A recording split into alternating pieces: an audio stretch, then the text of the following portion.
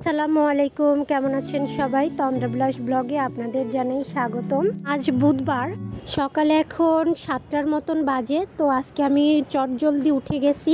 চটজলদি ওঠার কারণ একটাই, কারণ আজকে আমাকে বাসায় চলে যেতে হবে। তো আব্বু এখন বাবুদেরকে নিয়ে স্কুলে যাবে। দেন আমি দুপুরবেলা খাওয়া দাওয়া করে তারপরে বাসা থেকে বের হব। তো আম্মু আবার একটু বললো যে যদি পারো তাহলে একটু রান্না করেও রেখো। তো সব কিছু মিলায় এখন আগে আপাতত চাটা হোক, বাবুদেরকে আগে বের করে দিই, তারপরে টুকটুক করে দেখি কতটুকু কি করতে পারি। আপনাদের সাথে গল্প করতে করতে এই তো আমার চাও তৈরি হয়ে গেল। এখন সবাইকে দিয়ে দিব। আর বাবুর জন্য নিচ্ছি একটু দুধ। ও যদি রুটি দিয়ে দুধ দিয়ে খায় তাহলে তো একদম আমার কাজ আরও কমে যাবে। যদিও সে খায়, কিন্তু মাঝে মধ্যে যে ডিস্টার্ব করে। আর সে তো এখন ঘুরঘুর করে ঘুরে বেড়াচ্ছে ভাই বোনের পিস, কারণ তারা এখন বাহিরে যাবে। যেই বাহিরে যাওয়া দেখে কাউকে, তাদের পিছনে তো একদম ঝাঁপায়ে পড়ে, একদম ওই যে অক্টোপাসের মতন তাদেরকে খালি আঁকড়ায় আঁকড়ায় ধরে। আর এদিকে তো আমার ছেলে মেয়ে দুইটা রেডি হয়ে গেছে। তো সবাই এখন জুতা মোজা পরতেছে, এখন ওরা বের হয়ে যাবে। তো এখন আমাকে আবার সেই একা একা থাকা লাগবে, এটা ওইটা করা লাগবে। এদিকে আমার ছেলেটা ওদের পিছে অসহায়ের মতো ঘুরতেছে। তো বাবুরা সবাই চলে গেছে। তো আমি চিন্তা করলাম যে আর বসে না থেকে একটু রান্নাটা করে নিই, যতটুকু করতে পারি আর কি করা যায়। তো আমি এখন একটু করলা ভাজি করব দিলাম, কিন্তু করলাগুলো যে কাটলাম প্রচণ্ড অত্যাচারে কাটলাম। ছেলে তো এইটা ধরে টানতে যায়, ওইটা ধরে টানতে যায়। আপনারা তো দেখেনি আমার প্রত্যেকটা ভিডিওতে সে কী পরিমাণ দুষ্টামি করে। তার তো আর কোনো খেয়ে দেয়ে কাজ নেই, মায়ের কাজ বাড়ানো, নানির কাজ বাড়ানো, এছাড়া তো কোনো কাজকর্ম নেই। ওই বা কী করবে। আর এই যে দেখেন সব কিছু এখানে এলোমেলো, তেজপাতা ফেলছে, প্লেট হাঁড়িগুলো নামাইছে। এখান থেকে একটা একটা করে নিয়ে আমাকে কাজগুলো কমপ্লিট করতে হবে আর কি। এদিকে আমার করলা একটু ভাজি করে নিছি। এখন এটার মধ্যে আলু দিয়ে দিব। আলুটা একটু পরেই দেই, কারণ করলা তো অনেকক্ষণ ধরে ভাজতে হয়, আবার দেখা যাবে ঘাটা ঘাটা হয়ে যাবে।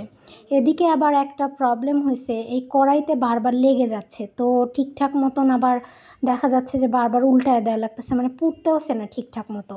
তো এখন আবার আমি আলু আর করলাটাকে আরেকটু ভেজে নিয়ে এর মধ্যে হলুদ দিয়ে দিলাম। হলুদটা দিয়ে দিলে তাহলে দেখি পুড়ে নাকি তাড়াতাড়ি। যেহেতু খুব সময় লাগতেছে, মনে হয় আমাকে কড়াইটাই চেঞ্জ করা লাগবে, তাছাড়া দেখতেছি আর উপায় হবে না। কারণ আমি করতেছি তাড়াতাড়ি, আমার ছেলে করতে দিচ্ছে না কাজ। এখন আমি এটার মধ্যে একটু পেঁয়াজ আর একটু রসুনও দিয়েছি, আর 2-3টা কাঁচামরিচ জাস্ট মনের সান্ত্বনার জন্য দিছি আর কি। কাঁচামরিচ যদিও আম্মু করলাতে খায় না বা আমরা খাই না, তো তারপরে একটু দিলাম। আর ওই যে যা বললাম, একটু কড়াইটা চেঞ্জ করে নিতে হবে। কড়াই চেঞ্জ না করার কারণে করলা ভাজি একদম ঠিকঠাক মতো হচ্ছিল না, বারবার লেগে যাচ্ছিল, গলে যাচ্ছে। তো এই জন্য কড়াইটা চেঞ্জ করে নিলাম।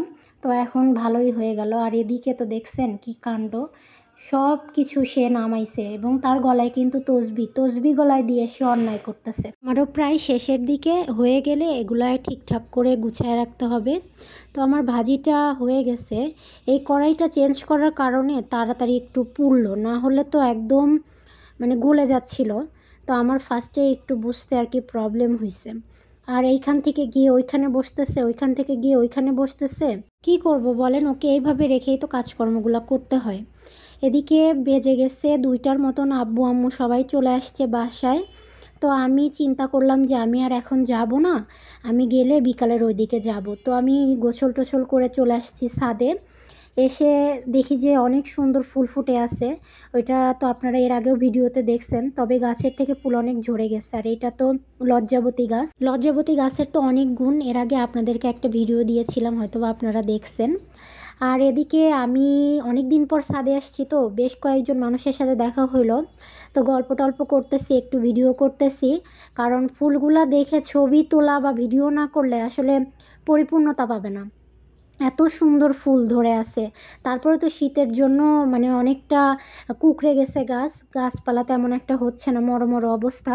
তারপরে প্রচুর যত্ন করে, না হলে এত সুন্দর এখনও এভাবে থাকার কথা না।